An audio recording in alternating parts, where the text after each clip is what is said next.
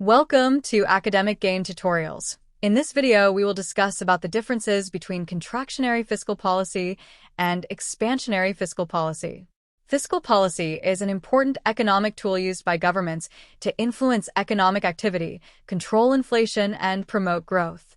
Let us understand the major differences between these two policies one by one. Number 1. Contractionary fiscal policy is used to reduce aggregate demand and cool down the economy, whereas expansionary fiscal policy is used to increase aggregate demand and stimulate economic growth. Number 2.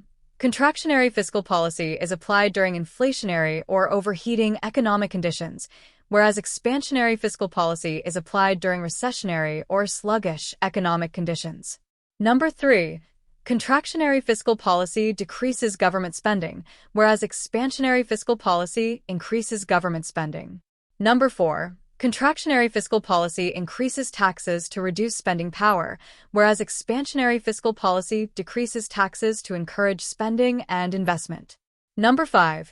Contractionary fiscal policy reduces aggregate demand in the economy, whereas expansionary fiscal policy increases aggregate demand.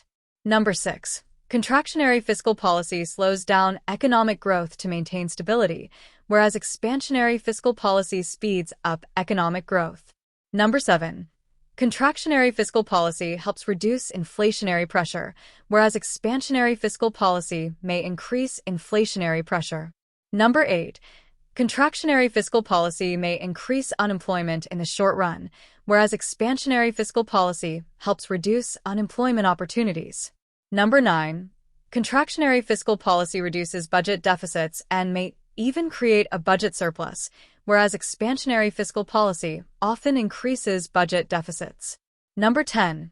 Contractionary fiscal policy may help lower interest rates over time by controlling inflation, whereas expansionary fiscal policy may raise interest rates due to higher demand for funds.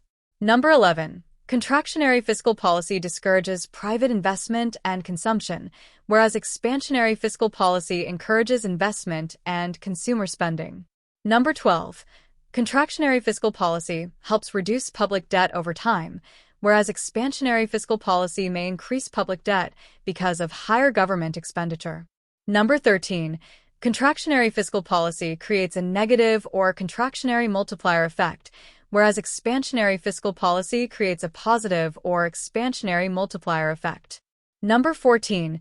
Contractionary fiscal policy includes measures like cutting government spending, increasing taxes, and reducing subsidies, whereas expansionary fiscal policy includes increasing government spending, reducing taxes, and providing subsidies. Number 15. Contractionary fiscal policy is generally used during economic boom periods, whereas expansionary fiscal policy is generally used during recession periods. Number 16. Contractionary fiscal policy acts like a brake to stabilize the economy and control inflation, whereas expansionary fiscal policy acts like an accelerator to promote growth and employment.